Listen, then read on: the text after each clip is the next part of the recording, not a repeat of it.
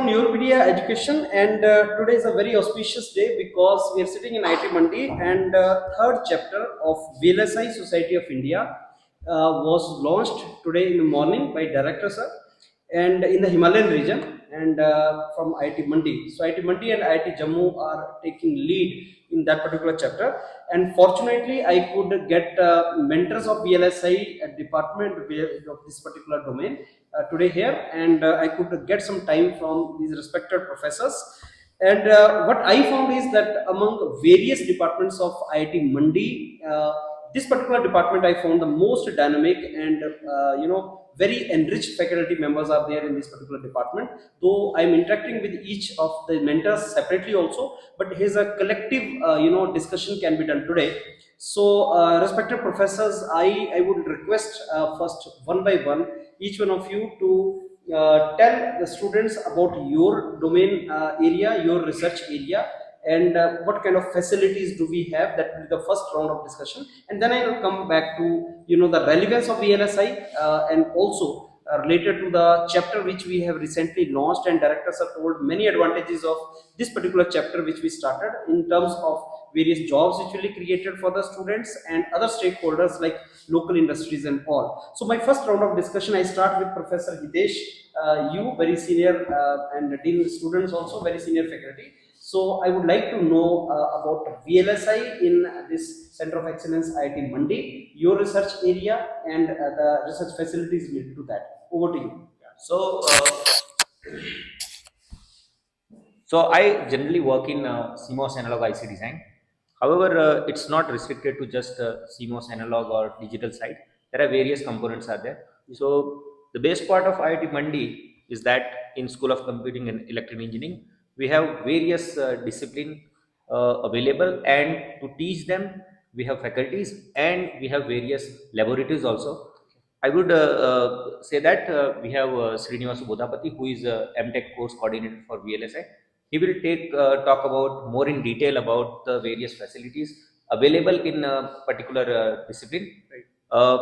Other than that, we have like every facilities are available, but our main USP compared to other IIT is that we have our fabrication laboratory, which is one of the best in the country. Okay. And the exposure is given to our students to make transistor. Okay. In that their BTech MTech first year itself. Okay. And some of the BTechs are also getting that as elective. And of course we have design exposure in analog, digital, and various things. So I give it to the next person. Yeah, before we go next, Professor Hitesh, today in the morning when Director Sir was giving his address, he also mentioned that we may start BS, that is Bachelor degree in VLSI. So do we have these kind of degrees elsewhere, and what is the significance of as that? per my knowledge, IIT Hyderabad and IIIT Delhi, okay, they have BTech in VLSI. Okay. It is very important because it's also the mission of government. Okay. That we are having the semiconductor facilities in India itself, and as per the Make in India, we have to have all consumer electronics and other things should be manufactured here itself, and we should have our own people. So that way it's very much useful. So we are planning to have BTech VLSI very soon. Maybe in possibility is that we are going to launch it in this August itself. Wonderful. And there are various possibilities are also there that we need to discuss. That along with BTech VLSI, can we have the packaging also, packaging as a the dual degree. So BTech in VLSI and MTech in packaging. That's a 5-year program. Or BTech and MTech in VLSI integrated 5 years program. So those things require some of the discussion with industry. Okay. So that we have not concluded, but yeah, for BTech VLSI it's very much possible, and we have the strength. Wonderful. Over to you, Professor. So same thing, your research area and anything research facilities related to that. Yeah, so my training is both in circuit design and signal processing. Okay. And so as we saw in the discussion this morning, circuit design and VLSI actually caters to several different applications. And my particular interest is in biomedical applications, right? So given if you see in Indian context, we have a large population which is not frankly underserved as far as healthcare facilities are known, especially in remote areas. So there is a push by the government and by some of our institutes as well to deliver certain healthcare technologies to remote places. If you can't take the doctors, at least get certain medical facilities there which are technologically driven. So this is a job of both hardware and software aspect. So my that's where my work comes in. So you can take existing technologies which are in the clinic and maybe shrink them down in bring their focus to, let's say, a diagnostic capacity which is serving a village in a way where people can be then taken to a central, more tertiary care facility. So this requires refashioning the clinical devices as well. You cannot take a big MRI machine in a village. Right. That's right. You cannot take a big EEG machine in a village. Right. And so you have to then work on the circuits level, VLSI level, to change those machines. And then you don't have doctors going into the villages also. So on the AI and ML side, you take whatever the output those machines are giving you, and you uh, give the person who might not be a full-fledged doctor but is able to use the output of those machines, put it through a machine learning model, and get a result which can then help that person and the village people get better healthcare facility for from going to the cities. So this is a very exciting area because, as I said, there's a huge Indian population that needs to be served, and our government particularly recognizes this. So for students and new upcoming researchers, this is a very exciting area, and these opportunities are unique for India. People abroad are not going to provide these solutions because they are not frankly challenged by these issues. Right. So this is a very unique time to be in this area for us. Wonderful. I'm sorry, Professor, I forgot to ask your name for the students. I am Dr. Siddharth Pawar. Dr. Siddharth, what you mentioned and what I could understand is like it is a truly interdisciplinary domain. Yes. And it has a wide, industrial as well as the society applications. Yes. And it's a need of the hour. And also, it's not just it's also lucrative.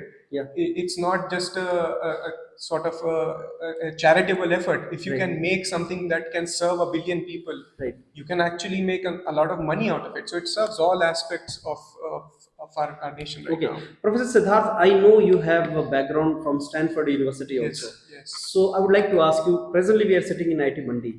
So can we create the similar kind of research facilities which you must have seen in those countries back home and these kind of places? Yeah. So making a Stanford is not so much about facilities but a mindset.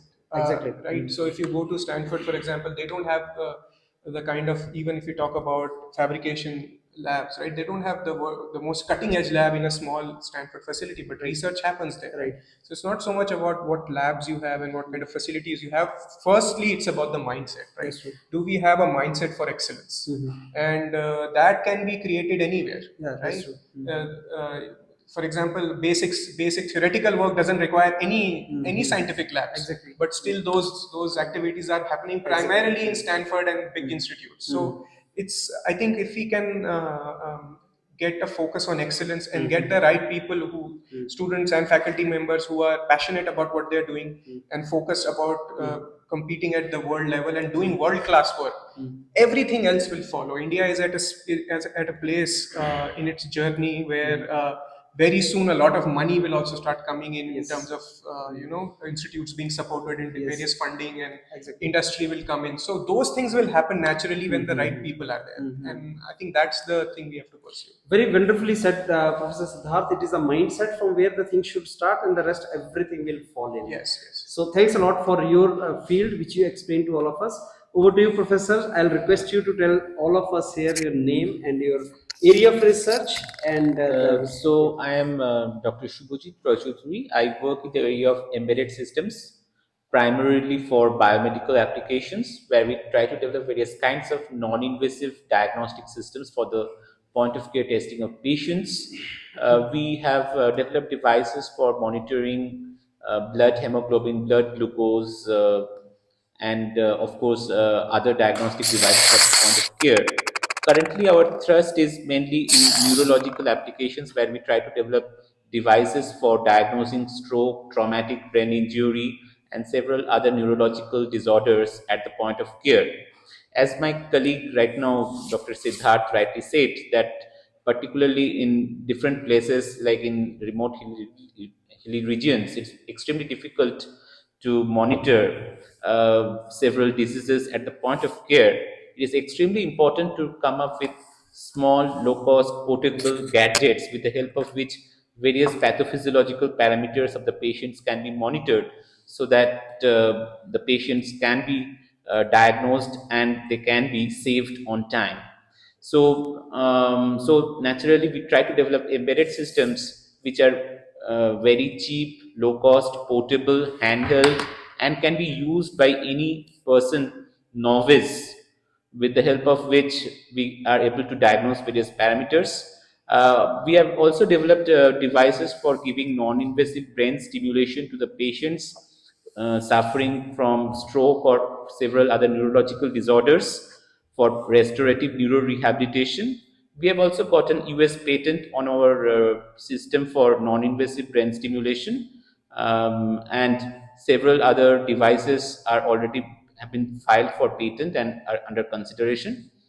And so in this program in MTech VLSI, I typically contribute in the areas of VLSI architectures, embedded systems, and of course on digital VLSI as well. Okay, so Professor Subhajit, how do you see this creation of this third chapter in Himalayan region of VLSI? So, as far as the students are concerned, what does this mean for them? Yeah, so on one side, students in today's scenario really needs to be trained and given an exposure to VLSI, Right. because that is what I started my journey with way back in 2003, 2004, that time. But the VLSI which we used to talk in 2003, 2004 has undergone a drastic change across the years. So in those days, we used to talk of devices with feature size of 1 micrometer, 2 micrometer, whereas nowadays we talk of most devices with feature size as low as 3 nanometer, 4 nanometer, like that. So naturally, the physics of devices have become much complicated. And at the same time, it is also important to understand that if we want to take our country forward, we have to develop our technologies in-house without much dependence on technical know-how abroad. And so we have to develop our facilities in-house. Time has come. We should all join our hands to develop our devices and systems in-house within our country. And I feel that students should take a significant role in that. Yes. And particularly in the Himalayan region, where lots of these low-cost handheld devices makes a lot of significance, it is very important to develop the education and training of VLSI in this area of the country, where the students can really feel the pulse of importance of the technology and take things forward, leading to the development of next generation devices and systems. Wonderful, Professor. So, what I understood is like there is a true need of indigenization of these technologies. Absolutely. And now India is at that appropriate moment where we can really think of Make in India, Yes. at least in this particular domain. One thing which we have to understand is that science can be for the whole world, Right. but technology has to be for the particular region Right. where we are trying to look for it. Okay. So, if we want to develop technology, we have to see Yes. in which part of the country we are located and how we can develop the technology so as to cater to the needs of the people over that region. Wonderful, Professor. So now I come to next, Professor, again, your name for the introduction to the students and your research area and what is there in IIT Mandi in your field for the students. Yeah, myself is Dr. Srinivas, and I work in the area of hardware security and cryptography. So whatever Siddharth and Shubhajit was telling till now about the telemedicine or the tele hospital, something like that. So I work in the something called the smart health secure systems, where you will have a smart mobile phone or anything where it needs some security. So I work in the developing the security features of these IoT devices, or there is something called this Internet of Medical Things, IoMT devices, where all types of medical sensors or whatever it is to record the wellness of a patient will be kept over a device, and the device needs some security because we don't want any third person to access the device to get the data of that, to manipulate the data, to change those things. So we work in the providing the cryptography primitives to the device and the data which they record. So and one more thing is like if you're keeping a camera in a place such that to do some surveillance, you don't want the third person to get the access of the data which you are recording over here. And if you want to store it in a cloud, it should be have some minimum storage so that it can save your data transfer rate, and the same thing at the cloud as well.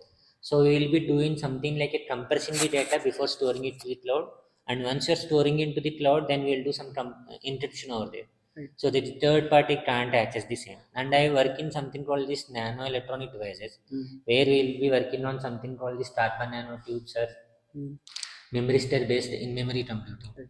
And I work mostly in the FPGA based system for the image processing algorithms, those as well. Right.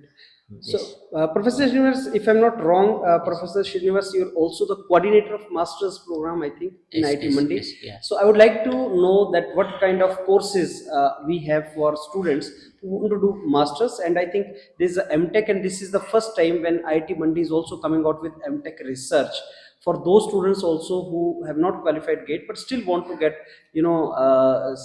further specialized in these kind of areas. See, in master in MTech in VLSI, we have a courses something like we'll start with the device course, then we'll have a basic courses on the analog electronics and digital electronics, then we'll have one course on the how to fabricate a device, that's a VLSI technology. Then all these courses will be supported by a practical knowledge, so we'll have a parallel sessions of the lab sessions will be going on for them, and they will have a wide range of elective courses they can. So if one student want to particularly get knowledge in the analog electronics sets, so you'll have some courses like a mixed VLSI course. Then if somebody want to get knowledge in the biomedical, then we'll have something called biomedical circuits and systems.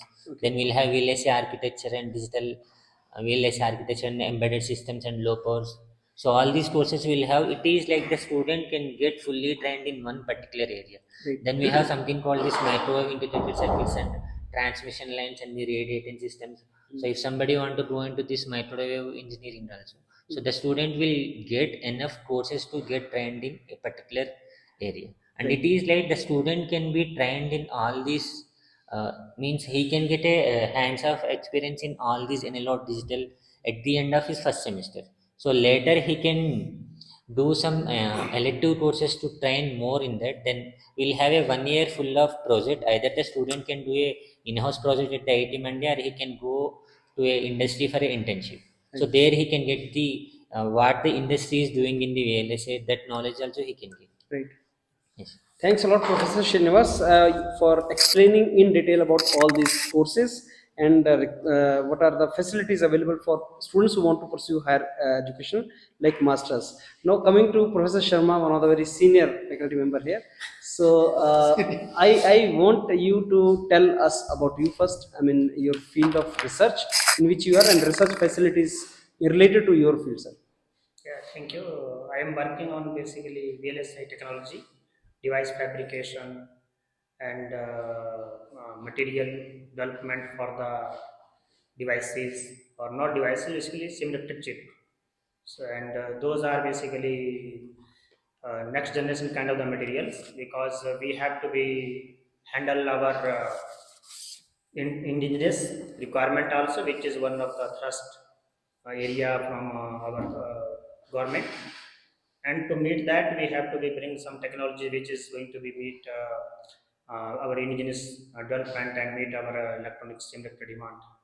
So this is known as the supply chain kind of things, and scaling is still is a challenge for us.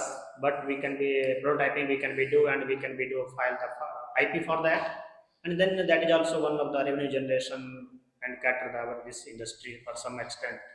And then somebody industry will going to be scale up. This journey is going to over.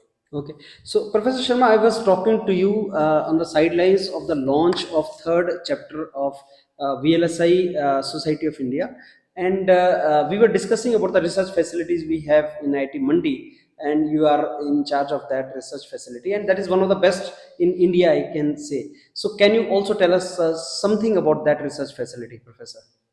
Yeah, so we have the Center for Design and Fabrication of Electron Devices. It's a central facility which is best in our country and good or at par with the rest of the world. Okay. The instrumentation with us, basically few set of instruments, which is first in our country, as well as in, if you're going to talk the world, you find only 5 to 10 installation as of now. And capability of those instrumentations, they can be give you prototype chip or prototype device fabricated of below 5 nanometer also. We have itself is around 7 nanometer and is fabricated, and that is we have that, because this journey started from the long back 2013 and 14, and it will take a couple of years to be established as facility. Our institute also supported much extent for that. Actually, institute took initiative they can be, because as you know that design is everywhere. Okay. In VLSI design is you can be see from the smaller colleges, private colleges also running the VLSI design, but nobody is taking the initiative for the fabrication. Or fabrication, because there's a gap between industry and academia. Industry is not believing to the academia in this, because that heavily investment is required. And when you talked about some industry people, big industry, I'm not talking about that there's a giant Intel or Samsung or TSMC. They are asking, okay, we'll come to the India, and but here is the manpower, trained manpower for that.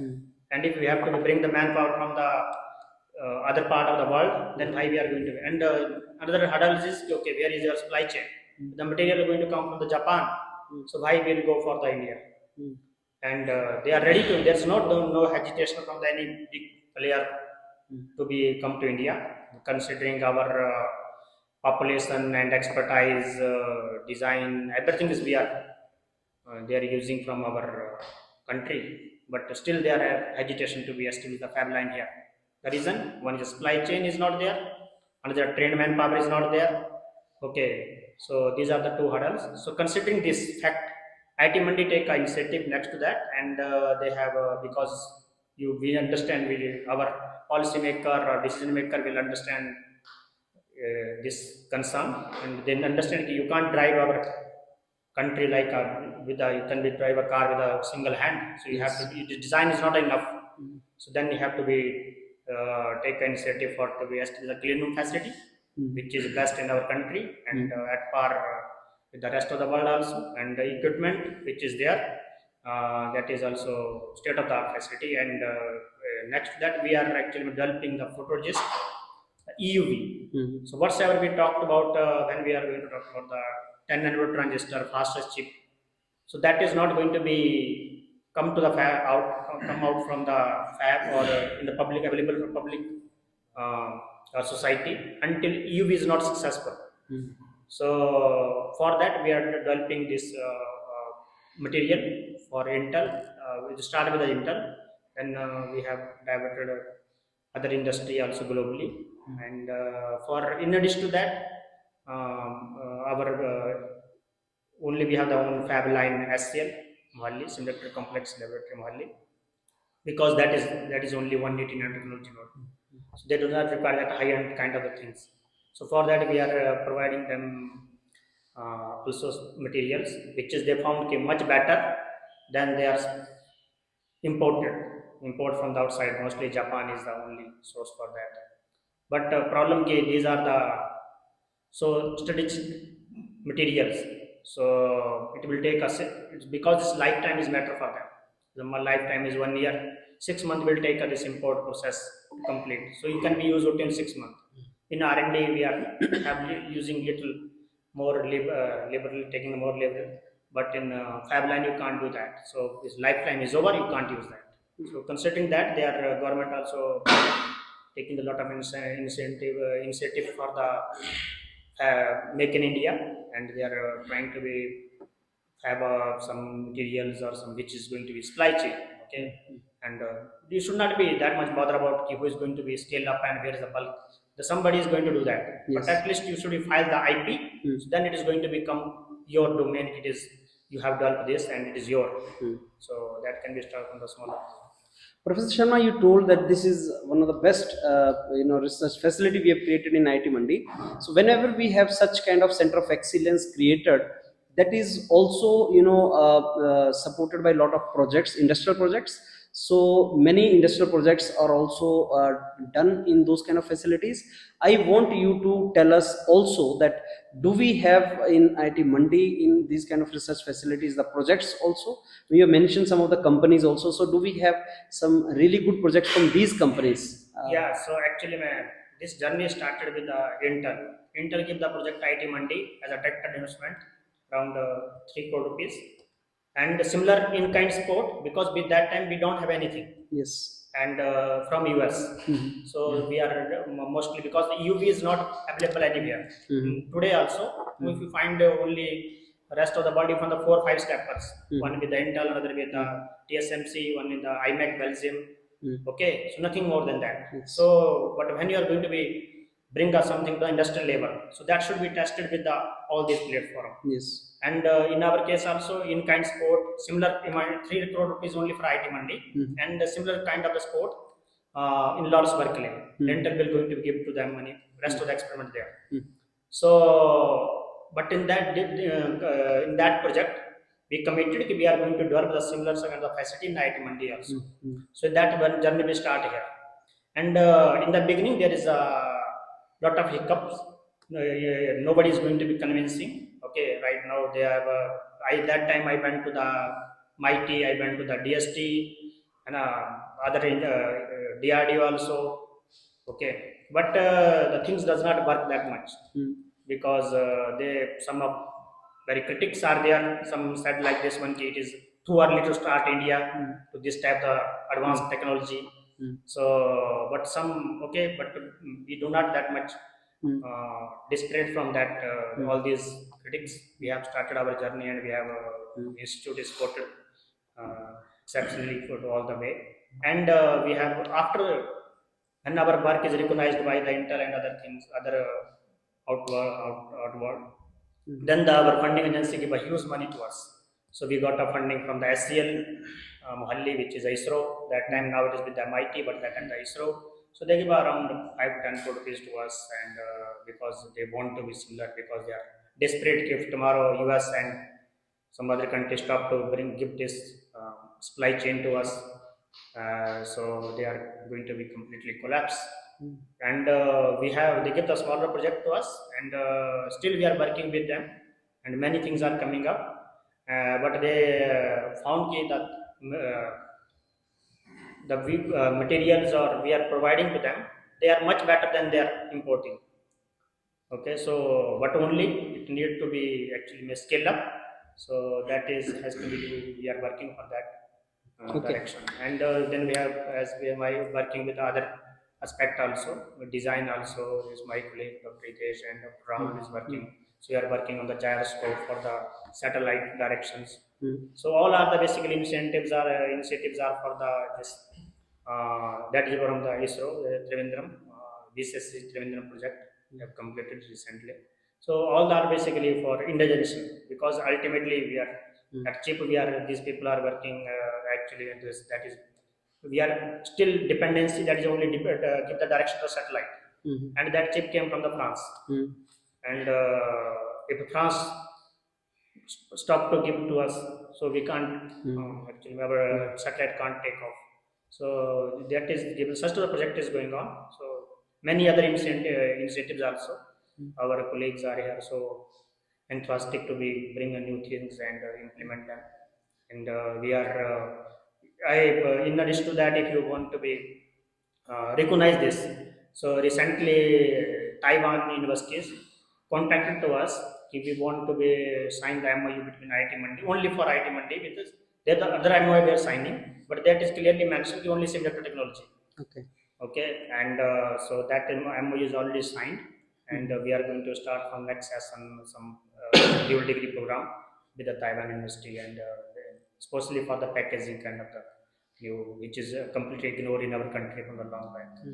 So Professor Sharma, can we then say that on the basis of the projects details which you provided and the kind of funding we are getting from countries like USA also, so can we say that for institute which is new generation institute and located far away from maybe metropolitan places, getting the projects from these kind of companies and maybe multinational companies is not a challenge, though it may be difficult, but it is not a problem. You can get it. Can we say that way, Professor Sharma? Yeah, so that is not, as I told you, we have committed that time in the beginning to going to build that facility here, or similar kind of a facility here. And that time we are roaming around the rest of the country. We are went to the IIT Bombay mostly. My postdoc are going there, doing the experiment there. But that is 2016 to 17. That time we are paying for them. We are not free of time. We are paying for them happily. But that time they have resources are available for us. Okay. But if you are going to be do the same job today, so that is not feasible. Practicality is like this one. They have also a lot of user, and those machines are high-end machines are not available. So we have did that job parallelly. We build our facility also parallelly, and we are not complete dependency on that like outsource or run that project. We did build our facility also. In that way, now we don't want anybody any dependency from any other institute. Okay, so as you asked from the this next generation kind of the, because this global project going to be accepted, that is a next generation, or not from continuous learning. So for that, that is not a challenge, because our colleagues are so enthusiastic to be in that field, and their ideas are much ahead than the other places. So therefore, these people are looking for us, and as I told you, IIT Mandi has a very heavily invested on the infrastructure, especially instrumentation infrastructure, and all we never compromise any of the qualities, and all are basically high end, and they can be served any world leader or gent these companies another 10-15 years without any improvement, or because these are highly under technologies. Okay, wonderful, Professor Sharma. So, a lot of information, sir, related to the research facilities developed and the projects we are conducting. Over to you, Professor Gopi. Now, I want you to again tell us about your research areas, your name to all the people who are watching, sir. Your research areas. I'm Shrikant. I'm a faculty in School of Computing and Electrical Engineering. And the part which I work here or contribute towards this VLSI, VLSI is a domain in which you develop a system. That system could be for communication, that system could be for biomedical, or that system could be even defense technology. So where my work come into picture is we design components which are related to RF and microwave. So what generally we do is that when you see a system, you require power to be transmitted within the system. Either you divide power, either you combine power, either you phase shift the signal, or you transmit the signal. So all these components require specific type of engineering, and where my area of expertise are like I am basically an RF and microwave engineer by profession, and I develop the components related to those which cater these type of technologies within a system. At IIT Mandi, we currently, me, myself, and my colleague, Dr. Anirban Sarkar, we work towards the development of a system which caters to defense technologies. I have certain projects which I collaborated with National Aerospace Lab, where we develop RF and microwave absorbers, where these absorbers can absorb microwave signals, and we do not have radar cross sections for safety of our defense establishment as well as defense vehicles are concerned. Then we have certain industrial projects where we develop electrically small antennas, where you can have certain antennas which can be embedded within handheld devices. So that way we give more importance to make in India scheme of our government. Then we have another leg where we cater to biomedical instrumentation, especially the EM sensors, in which my colleague Dr. Nivan will speak more about that. So we have these type of projects which caters to VLSI domain, especially towards RF and microwave part. Wonderful.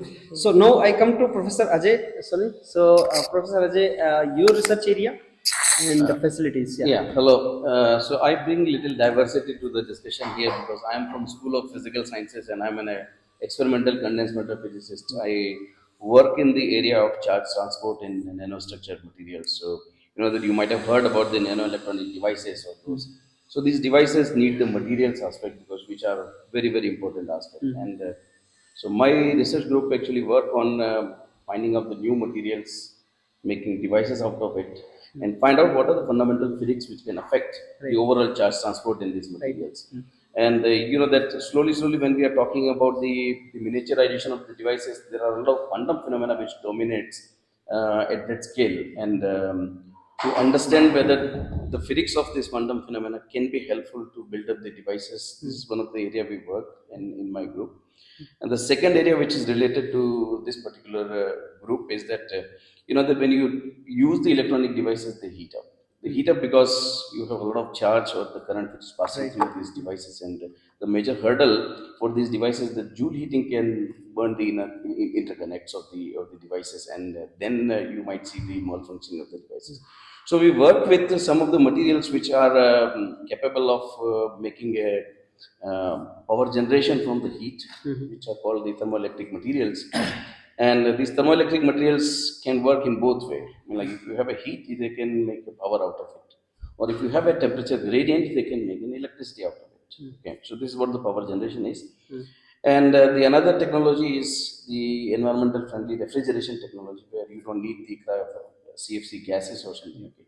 And this is a good material which can work for the thermal management in electronic devices, because which is one of the major hurdle right now we are facing for the high performance computings or the large scale storage devices. So these materials can be useful, and the technology is very, very important. So this is how actually I associate myself with the semiconductor technology, and this is how we do it in my. Okay, so Professor, since you represent physical sciences, basic sciences domain also, and there are thousands of students who are from physics background and similar kind of basic sciences background, and they also want to get associated with these recent technologies like VLSI and all. So can you very specifically tell them what are the opportunities for such students in IIT Mandi in your domain? So you know that either the student they get into the IIT system with the passing the examination, but there are a lot of students who are bright and they have a lot of scope for learning as well as contributing to the education system. Right. So it is not only the passing the JEE exam, but there are a lot of programs here like engineering physics. We have it. We have this MTech Courses here. Right. The student can enroll there, and at the same time they can come and look at the facilities here. They can work not only for their academic degree, but as an intern also they can come here. Right. And they can work with the various faculty members.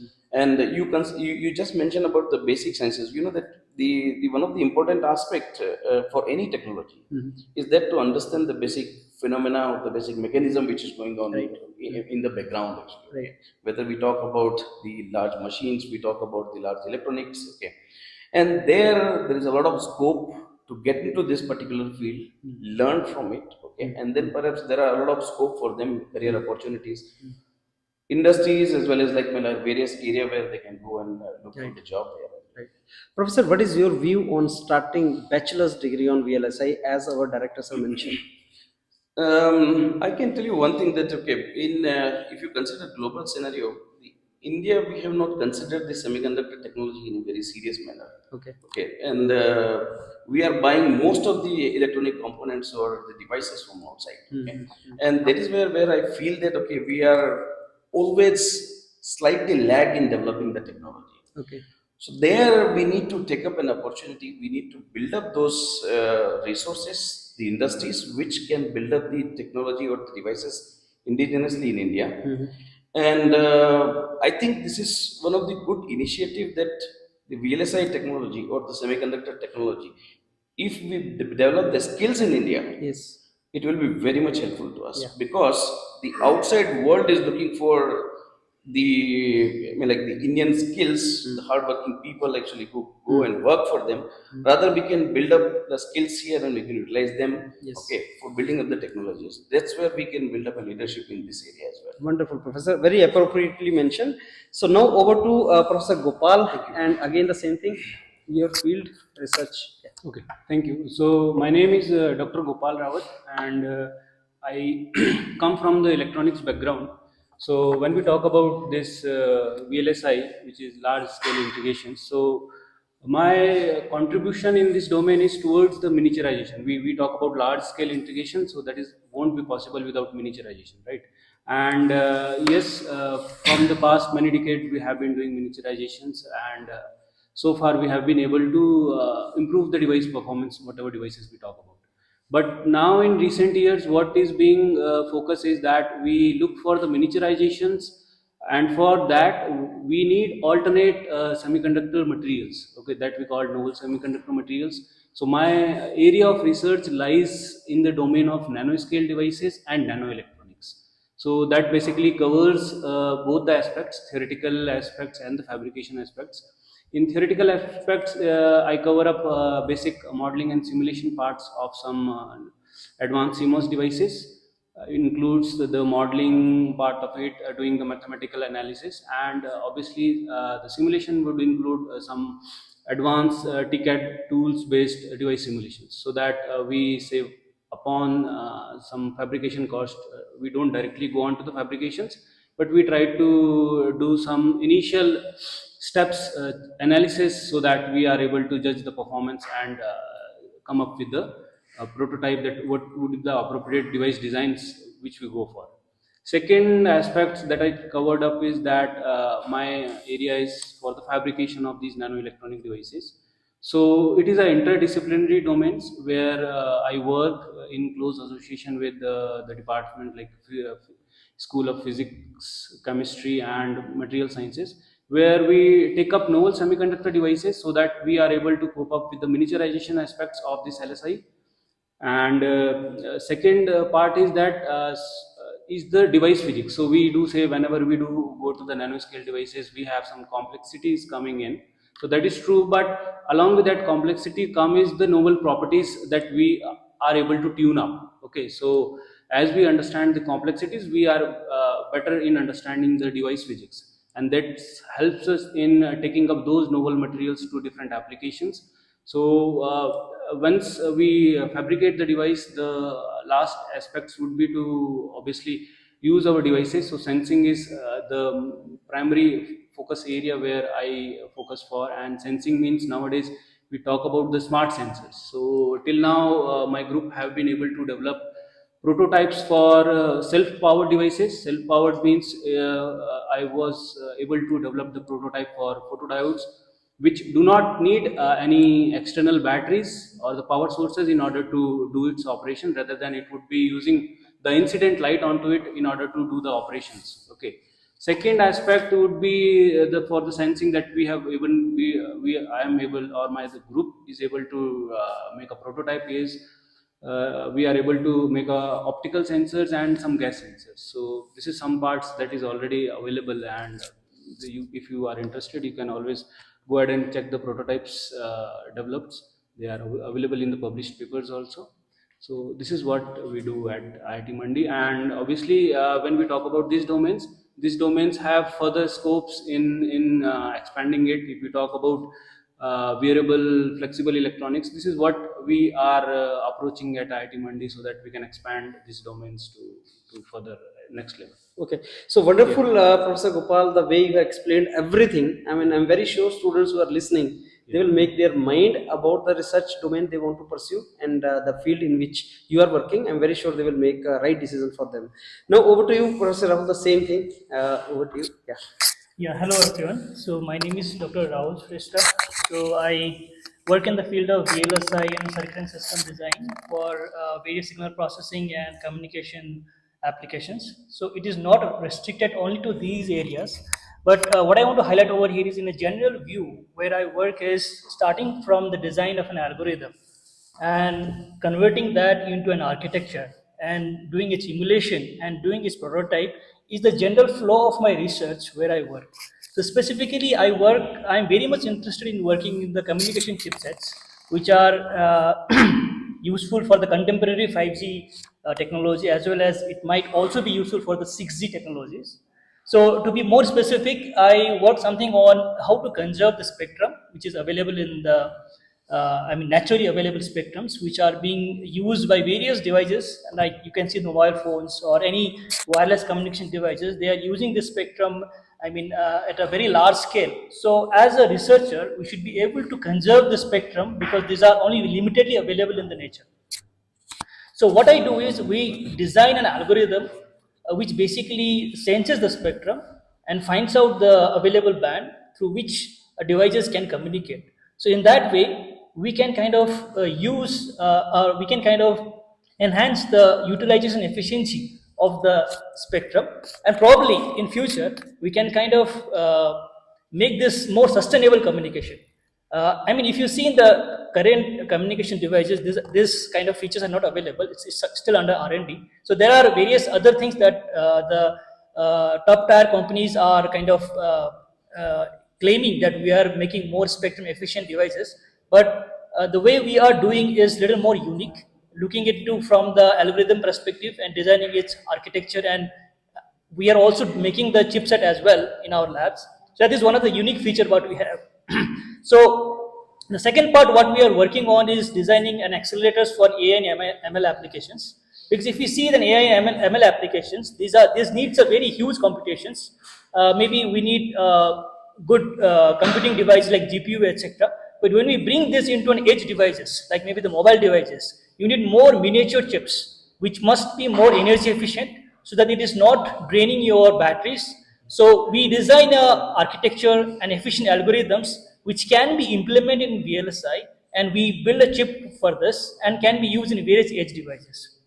And the third area where I'm working is on design of the physical layers. So mostly focusing on the channel decoders, which are mostly for the contemporary 5G test beds, as well as the maybe for the 6G as well, where we can actually do the decoding more efficiently.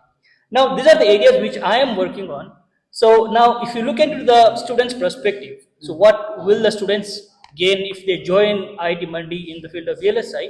So as you can see that our faculties are very young, right? And we have a very, the thing is that the kind of, the wantingness to do a better thing is more over here, okay? And here, what we do is fundamentally we train students not only into a VLSI, because VLSI is a standalone subject. If you just know VLSI is not sufficient, because VLSI has to cater other department, then its importance will be nurtured, right? So we train students not only to know VLSI, to know the applications, to develop an algorithm for that, and converting that into an architecture and implementing it, and also trying to build a system. So in this way, so what happens is we will get a very cream manpower for our country, which will be able to take away the ideas. Not only by joining multinational companies, they can even build their own startups and kind of build their own devices. This is what the training is required nowadays. So if you see various institutions, I'm not trying to be more specific, say they teach you only a small part. Okay, you do this part and it is enough. So as to compete with other countries, we need to kind of build or make our students more sufficient to understand what is the need, what kind of application we have to do, and what kind of algorithms we have to use it, and how do we convert that into a circuit and the chipsets. Okay, that is more important. So that's all I have to say. Wonderful, Professor Rahul. I'm very sure whatever you said, that will hit the right chord with the students. So I could meet many of the faculty members in IIT Mandi, though they are young in age, but very experienced and enriched in their work, just like you, Professor. Now over to you, another young faculty here, Professor Anirban. The same thing, your research area. So hi, this is Dr. Anirban here. So I'm assistant professor in IIT Mandi. So first of all, I need to say something like that. First of all, we need to understand that India is going through a digital transformation. Yes. Particularly, like starting several startups, several different initiatives, starting from the digital India approach, the smart India approach, and everything. Yes. And from that aspect, you can say that this Himalayan regions, this third chapter, how much important it is.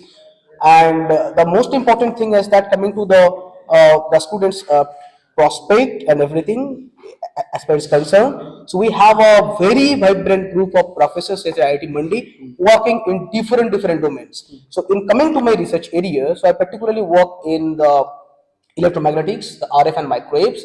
But you know that coming to the Dr. Siddhar's, the the speech what he has already mentioned, that research mindset is the primary concern we should have, and the research outcome will automatically follow to it. Right. So that means that basically we need not to be restricted in our own research areas. Rather, we need to collaborate with other faculty members who work in different areas. Like for my research case, if I take my research case, so I work in the electromagnetic fields, RF and microwave antennas. But if I want to relate those things in the coming 5G or 6G technology, so we need to design the FPGA kit where the digital zero systems need to be designed.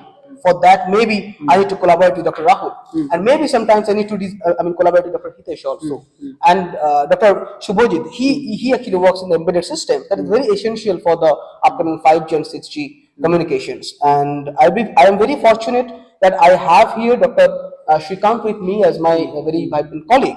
So we already received 2 projects. So we are working on that, and those projects are a little bit interesting, since it is collaborated with the biomedical applications. So we are going to build a smart device that will be installed on the human body, and it will track the continuous information to the body, and it will send to the doctor. So we are trying to form a digital relationship between the patient and doctor. So being stayed far away, US, the doctor can continuously track the patient's vital parameter conditions and all that. So we are planning to design these things through one project. We are building another smart sensor which will be applicable in the food industry to detect the food conditions, the freshness of the foods and like that. So you can see that our research direction and the research areas are not confined in my own favorable spaces, so which is mostly in the RF and microwave electromagnetics. So we are trying to hit several different aspects also through these projects that can all definitely help the India to cater this newly formed projects launched by Indian government, which is the Digital India and all that. Okay. So, and coming to the students' prospect, so definitely they can work. They may build their very vibrant and very prospectful career if they join here in IIT Mandi. So they will get the opportunity to work not only within a particular professor, but also by by a group of professors. Yes. So he may get a different kind of a knowledge exposure here. So Professor Anirban, as you rightly said, any research is interdisciplinary. Yeah, right. So you need to have a team of experts, and we are lucky here in IIT Mandi. As I could see, we have more than 11 faculty members who are working in this particular field. People from physics, people from electronics, people from instrumentation. Right. So that is a truly interdisciplinary team, and I'm very sure that is very, very conducive to do a wonderful research, and students will get benefited from that. Right. So I have already taken a lot of time of professors. Lunch time is already there, but I'll request all of you for 10 more minutes, because now next session is going to be the session, because when we came to IIT Mandi, we declared we are going to meet professors and faculty members, and students are flooding us with a lot of questions. And Kailash sir, you're already in contact with thousands of such students, and I want you to ask very straight questions to our mentors here from the students, and because these questions are from students, so I beg all my mentors to go for these kind of questions which students have in their mind, though they're very sometime raw questions, but I want they should be asked. Maybe they're related to the prospects, what is the requirement to get into this, and what kind of placements do we have. So Kailash sir, very fast, next 10 minutes, whatever questions students have all over India, maybe we are lucky here to have all the mentors here, so we can get the answers to that. Over to you.